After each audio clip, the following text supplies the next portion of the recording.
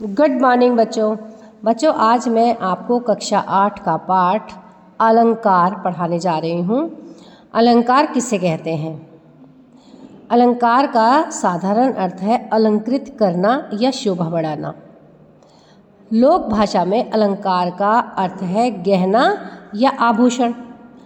बच्चों, जिस प्रकार स्त्रियां अपने सौंदर्य को बढ़ाने के लिए अनेक प्रकार के आभूषणों का प्रयोग करती हैं, उसी प्रकार विभिन्न प्रकार के अलंकार कविता कामिनी की शोभा बढ़ाते हैं।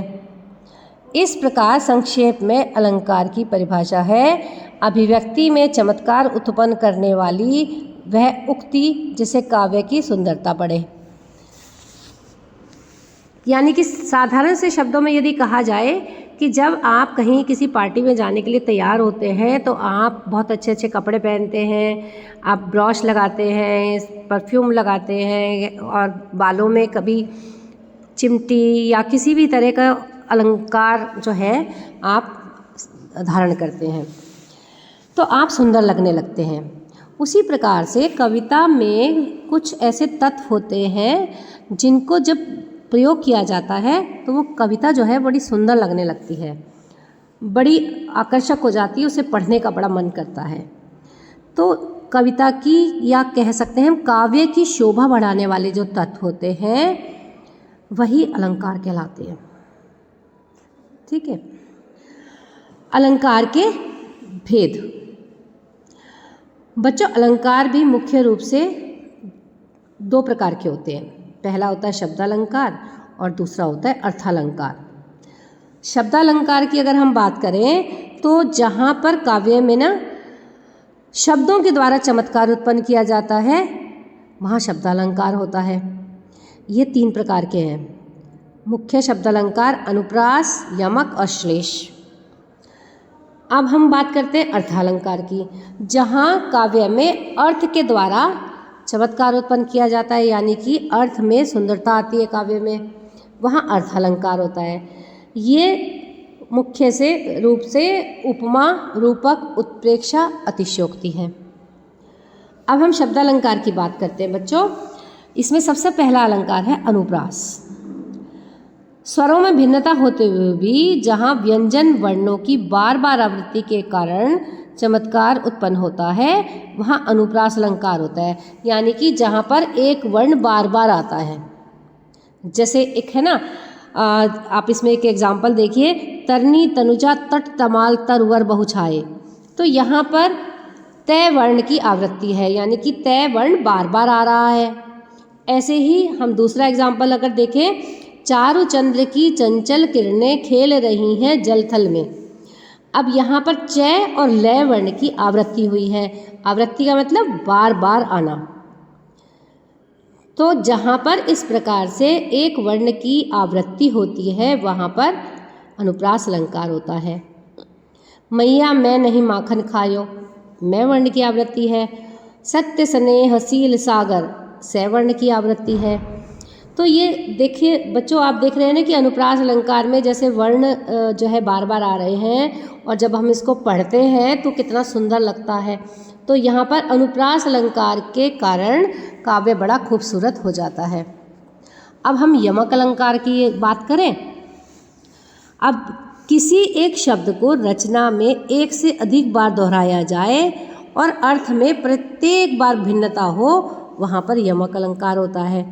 जैसे कनक कनकते सौगुनी मादकता अधिकाए, वह खाए बौराए नर, वह पाए बौराए। कनक शब्द के यहाँ पर 2 भिन्न अर्थ हैं। एक का अर्थ है सोना और दूसरी का है धतूरा। यानी कि शब्द एक ही है लेकिन उसके अर्थ अलग अलग हैं। जहाँ पर इस प्रकार की बात होती है वहाँ पर यमक अलंकार होता है। अब इसका एक दूसरा उदाहरण देखिए।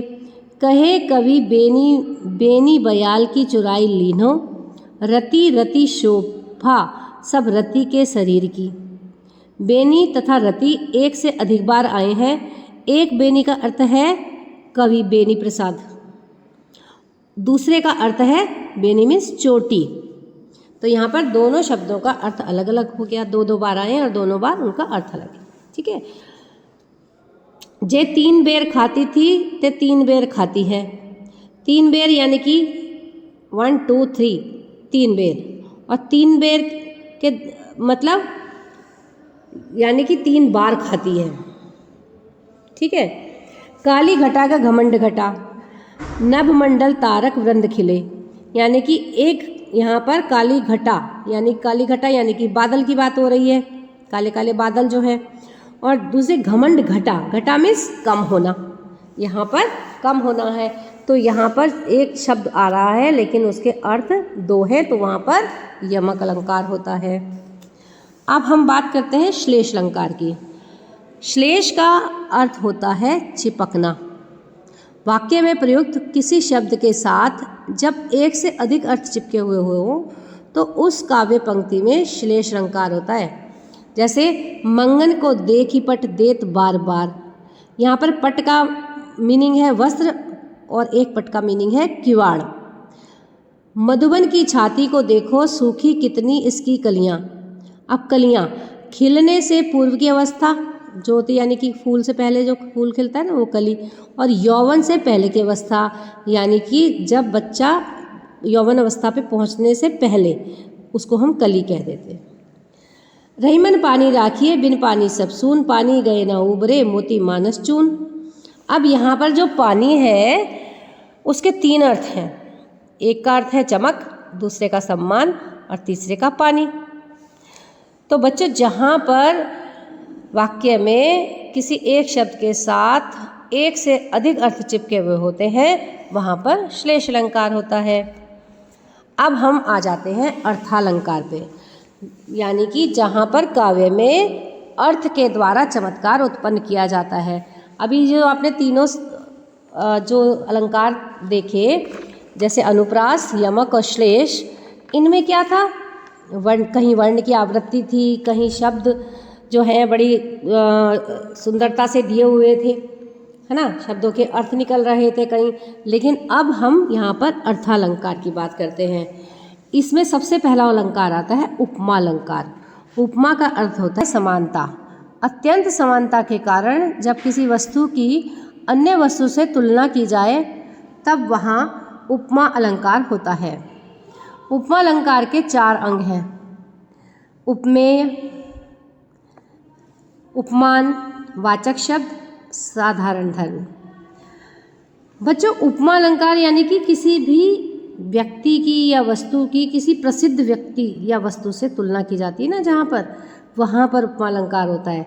इसके 4 अंग बताए। उपमेय यानी कि जिसकी समानता की जाए, उपमान जिससे समानता की जाए, और वाचक शब्द यानी कि समानता प्रकट करने वाला वो शब्द सा, सी, सम, और साधारण धर्म समानता बताने वाला गुण, उसका रूप, रंग जो भी बता रहा है वो। ठीक है। अब देखिए इसका एग्जाम्पल देखिए कि हाय फूल सी कोमल बच्ची हुई राख की ढेरी, पीपर पात सरिस मंडोला, पागल सी प्रभु के साथ सभा चिल्लाई, 100 बार धन्य एक एक लाल की माई। अब देखो हाय फूल सी कोमल बच्ची यानी कि बच्ची को फूल बताया गया है, यानी कि बच्ची की तुलना कोमल फूल से की गई है, फूल सी। तो ये जो सी है इसमें वाचक साधारण कहना चाहिए वाचक शब्द हो गया ये, है ना। और हाय फूल सी, फूल सी यानी कि बिल्कुल नाजुक बताया गया इसको। ठीक है। ऐसे ही जैसे मुख बाल रवि सम, लाल होकर ज्वाला सा बोधित हुआ। मुख बाल रवि सम, रवि मतलब सूर्य, यानी कि सूर्य जब निकलता है तो उसको एक बाल रवि के समान यानी कि बालक रूप से उसकी तुलना की गई है। अब आप बात करते हैं रूपक अलंकार की। अधिक समानता के कारण जहाँ उपमेय में उपमान का आरोप किया जाए वहाँ रूपक अलंकार होता है। चरण कमल बंदो हरिराई, मैया मैं तो चंद्र खिलौना ले हूँ। विषय वारी मन मीत भिन्न नहीं होत कभू पल एक। अब यानी कि यहाँ पर अधिक समानता के कारण जहाँ उपमेय में उपमान का यानी कि चरण कमल यानी कि चरणों को ही कमल के समान बता दिया गया, चरण कमल ही बता दिया गया। ठीक है। अब हम बात करते हैं उत्प्रेक्षा अलंकार की। जिस रचना में उपमेय में उपमान की संभावना की जाए वहाँ उत्प्रेक्षा अलंकार होता है।